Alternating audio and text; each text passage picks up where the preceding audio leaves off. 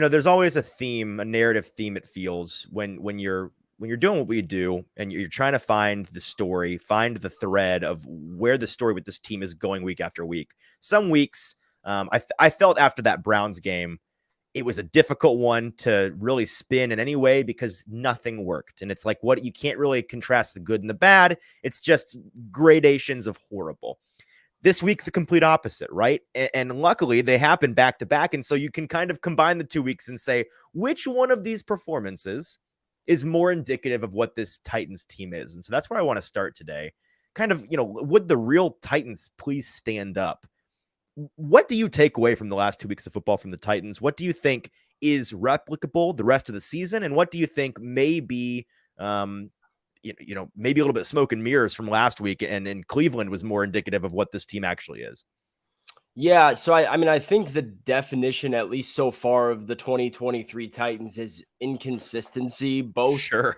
in the box scores, obviously, but also in individual performances. And that's something Mike Vrabel, as you know, Easton, harps on in a lot of his press conferences, and players love to talk about in the locker room.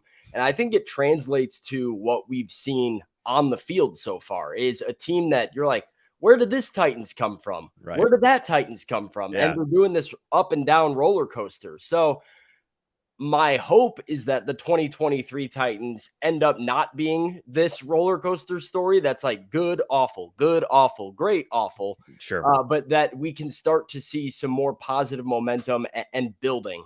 As far as individual factors of that game, the only thing that I think doesn't translate, or maybe won't translate down the line, is the Titans secondary and how different that game plan potentially looks with a healthy Joe Burrow. With a quarterback that's not throwing the second he gets the ball, right? You actually have to survive downfield more than 1.4 seconds. Yeah, I looked at the stat today. Week 1 against the New Orleans Saints, Derek Carr threw 15 passes, 10 or more air yards beyond the line of scrimmage, like 10 plus yards down the field. Week 2, Justin Herbert threw 16 passes of that nature. Week 3, Deshaun Watson threw 9. Joe Burrow threw 4 on Sunday and was 1 for 4 on those completions. So for a Titans secondary and defense that keeps saying, oh, well, let's not give up explosive plays through the air, your job's a lot easier when all of the plays are out in front of you and all you have to do is tackle. So I'm curious to see how that group does moving forward. But I think things like your pass rush, your running game, and what the Titans are capable of doing, and like play action passes in the passing game, those are very sustainable to me. But like, there's building blocks of this team that need to hold this foundation in place. No, I agree. And you're right. I think that the most fraudulent's not fair because you play the opponent that you're given, but the most fraudulent way, or the most fraudulent element of this team was that secondary, the ability for them to just play so aggressively and downhill, knowing that Joe Burrow is going to get that ball out quickly.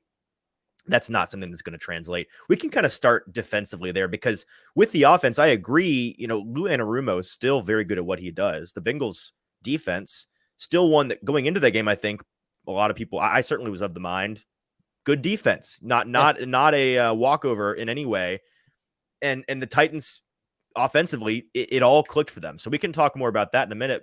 Let's start with the defense, where you are facing a more beat up Joe Burrow. I tweeted a couple of clips earlier today.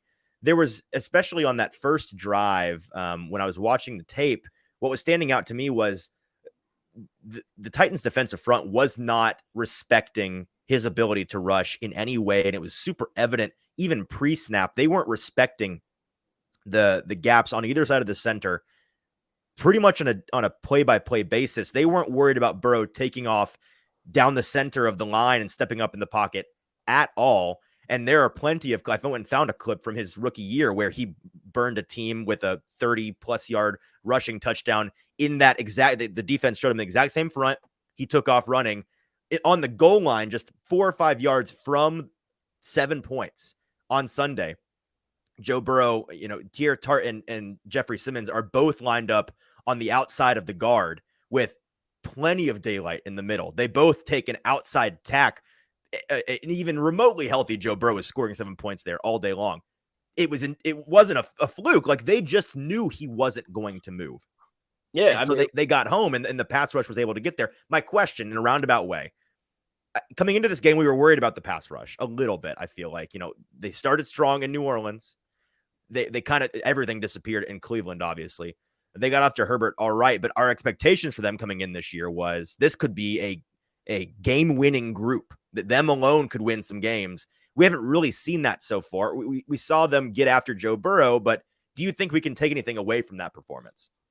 Yeah, so I think my biggest takeaway from that front four and the defensive front is how good of a game plan I think it was. And I'm really interested in seeing how the Titans and Shane Bowen pivots his defensive game plan based on opponent every week. Mm-hmm. Like you mentioned it, that was not a fluke. They intentionally rushed inside and made all of their pressure come from the interior, knowing that Joe Burrow's got nowhere to go but backing up into Arden Key or backing up into Harold Landry. Don't have to contain the edge really at all. Yeah, neither one of those great options if you're Joe Burrow. And so, Arden Key called him a sitting duck when he was on the radio on Monday afternoon. And I think the Titans identified that correctly and appropriately and came out with a game plan that, by the way, what else did we hear in the locker room from all these guys? Hands up, batted balls. I think they had two, three of those that, almost created.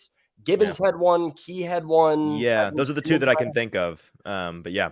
Yeah, that's great game plan and great execution of that game plan. So my takeaway was they set out to do what they did. And now the question is, all right, Anthony Richardson, whole different set of skill set and different challenge. What is that game plan going into it? And as long as this group can do their part of containing or executing the plan set in place for them, I think they'll be fine. Watson, you mentioned the Browns thing. I actually thought they got after Deshaun Watson good. They got there. They just didn't finish, right? Yeah, they didn't finish. You got to tackle him. Sure. But yeah, I think that's something that'll kind of correct back towards the mean as we go here.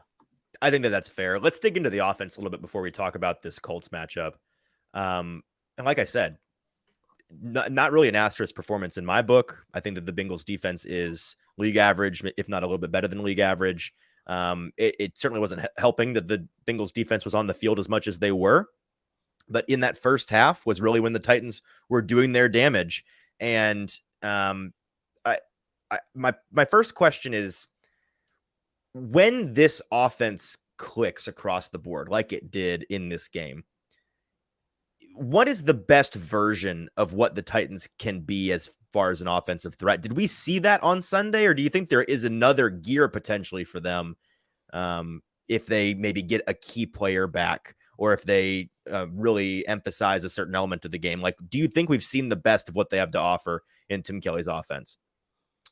For the most part, yeah. I think that first half against Cincinnati was kind of the blueprint for what the Titans offense can be and needs to be. Right. If there's one area, obviously it's the offensive line needs to be consistently improved. And if they are what they were against the Bengals, I think you're fine. How does adding Nicholas Petit-Frere and Peter Skoronski back into the mix help you? Maybe that does make that a more consistent effort. The only other addition that I think will help them is Kyle Phillips coming back and just the short game, short area quickness to convert 3rd and 5, 3rd and 6, or even just a first down pass. You saw Ryan Tannehill kind of do it a couple times to DeAndre Hopkins against Cincinnati, where it's a 2-step drop and a gain of 6 yards, and you stay ahead of the chains and moving the ball. So Kyle Phillips coming back, I think, will help them. But that is what the Titans offense is going to look like when they're at their best. They're going to assert the run, have play action to help them score quickly. And when they need to take 10 minutes off the clock in the second half, they can do that by giving the ball to number 22.